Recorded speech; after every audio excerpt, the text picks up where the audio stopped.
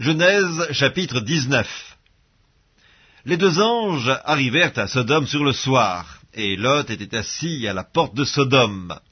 Quand Lot les vit, il se leva pour aller au-devant d'eux, et se prosterna la face contre terre. Puis il dit, « Voici, mes seigneurs, entrez, je vous prie, dans la maison de votre serviteur, et passez-y la nuit. Lavez-vous les pieds, vous vous lèverez de bon matin, et vous poursuivrez votre route. » « Non, répondirent-ils, nous passerons la nuit dans la rue. » Mais Lot les pressa tellement qu'ils vinrent chez lui et entrèrent dans sa maison. Il leur donna un festin et fit cuire des pains sans levain, et ils mangèrent.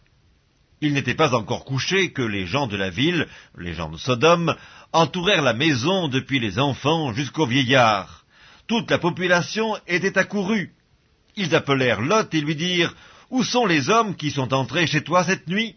Fais-les sortir vers nous pour que nous les connaissions. » Lot sortit vers eux à l'entrée de la maison et ferma la porte derrière lui, et il dit, « Mes frères, je vous prie, ne faites pas le mal. Voici, j'ai 2 filles qui n'ont point connu d'homme, je vous les amènerai dehors, et vous leur ferez ce qu'il vous plaira.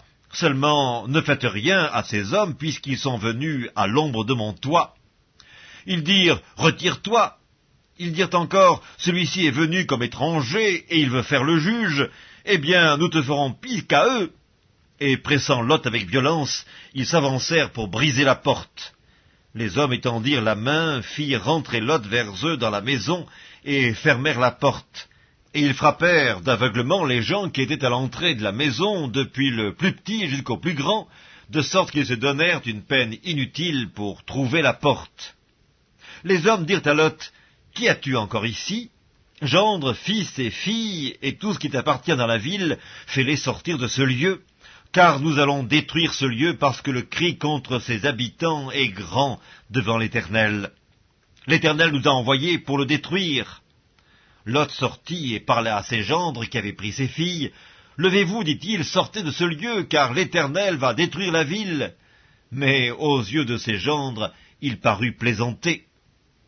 Dès l'aube du jour, les anges insistèrent auprès de Lot en disant, « Lève-toi, prends ta femme et tes 2 filles qui se trouvent ici, de peur que tu ne périsses dans la ruine de la ville. » Et comme il tardait, les hommes le saisirent par la main, lui, sa femme et ses 2 filles, car l'Éternel voulait l'épargner. Ils l'emmenèrent et le laissèrent hors de la ville. Après les avoir fait sortir, l'un d'eux dit, « Sauve-toi pour ta vie, ne regarde pas derrière toi, et ne t'arrête pas dans toute la plaine, sauve-toi vers la montagne, de peur que tu ne périsses. » Lot leur dit, « Oh non, Seigneur, voici, j'ai trouvé grâce à tes yeux, et tu as montré la grandeur de ta miséricorde à mon égard en me conservant la vie, mais je ne puis me sauver à la montagne avant que le désastre m'atteigne et je périrai. Voici, cette ville est assez proche pour que je m'y réfugie, et elle est petite. Oh, que je puisse m'y sauver!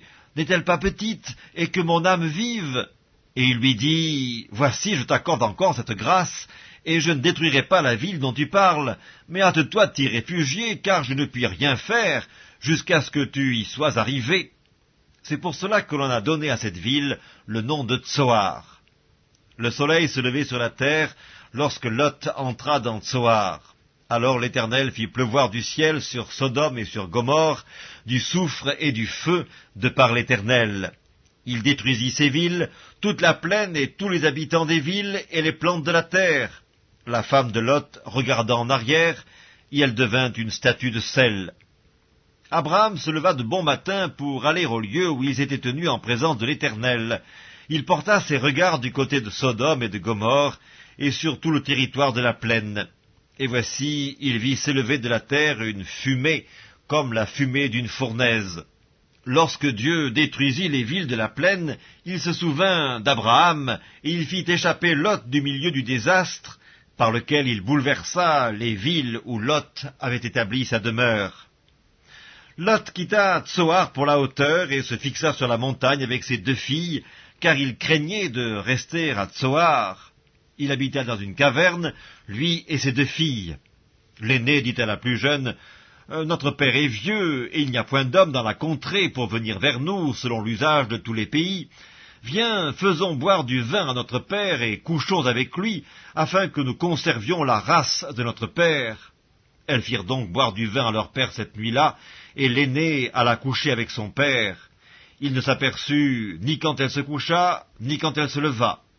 Le lendemain, l'aînée dit à la plus jeune, « Voici, j'ai couché la nuit dernière avec mon père, faisons-lui boire du vin encore cette nuit, et va coucher avec lui, afin que nous conservions la race de notre père. » Et elles firent boire du vin à leur père encore cette nuit-là, et la cadette alla coucher avec lui.